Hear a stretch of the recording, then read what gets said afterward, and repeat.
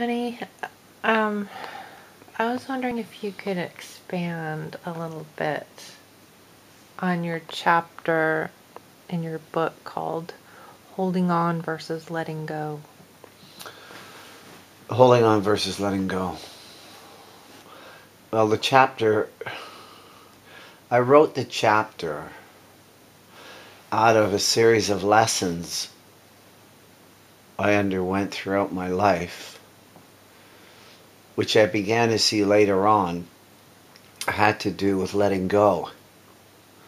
And that a lot of the suffering I encountered throughout my life was a direct result of holding on to things, the unwillingness to let go of things. Do you know what I mean? Yeah. So the unwillingness to give it up, the unwillingness to walk away.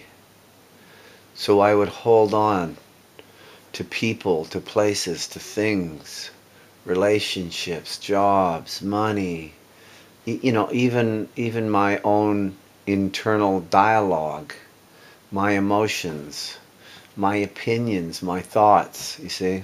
Yeah.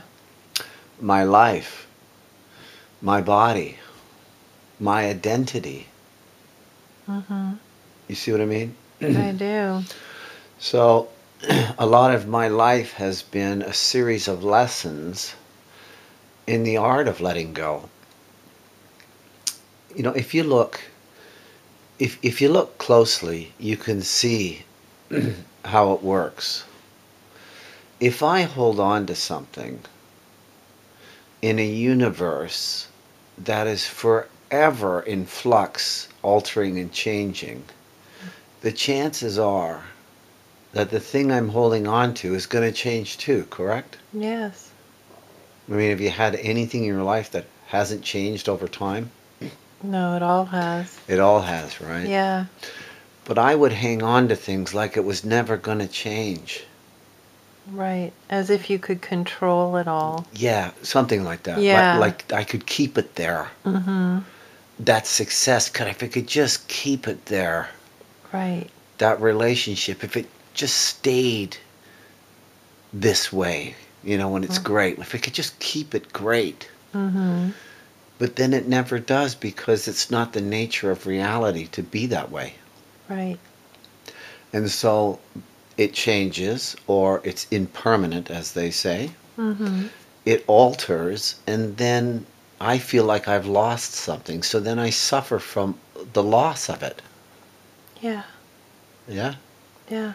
So I have suffered a lot from the loss of things by being attached to them and deluded that they were never going to change. Right. And that has been the source of endless suffering in my life. Marriages, children, jobs, careers, my body, my looks, how I see I mean, have you had that experience? I have. And I also feel that by hanging on to things or just wanting things to never change, Right.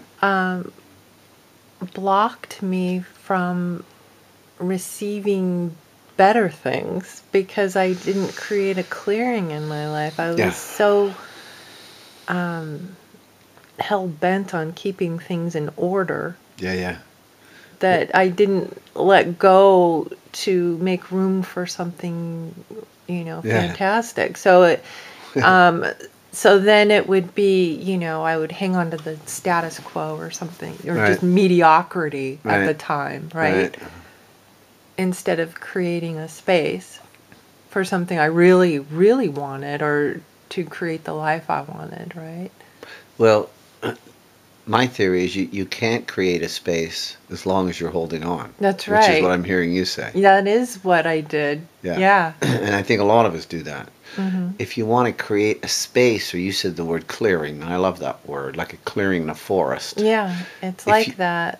If you want that clearing, then there can be no attachment. The clearing comes from the lack of attachment. And the more I attach myself to life and everything in it, the more it chokes off the clearing. Yeah.